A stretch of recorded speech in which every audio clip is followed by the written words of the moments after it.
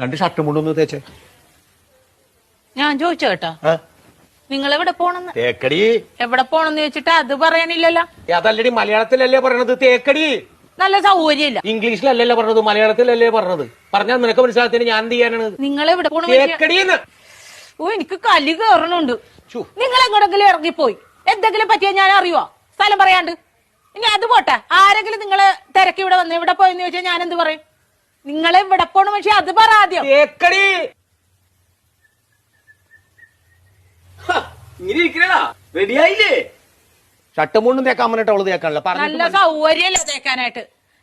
പോണ സ്ഥലം ഇതുവരെ പറഞ്ഞില്ലല്ലോ. എടാ, ഒരു 100 വട്ടം ഞാൻ ഇയാളോട് ചോദിച്ചു എവിടെ പോണെന്ന്. എന്നിട്ട് അയാൾ തുണി ആക്കണ കാര്യം പറയണല്ലാതെ പോണ സ്ഥലം പറയണില്ല. എനിക്കും പറ്റൂല. ഇയാൾക്കാ പറയാൻ കഴിയില്ല. നീ എങ്കിലും ഒന്ന് പറയാം എവിടെ പോണത്. തേക്കടി. ആഹാ, അത് കൊള്ളാലോ. ദേ ഒരു കാര്യം ഞാൻ പറഞ്ഞേക്കാം, എന്റെ കെട്ടിയൻ എന്നെ ഇടിപൊടിന്ന് വിളിക്കും എന്ന് വെച്ച് കണ്ടോ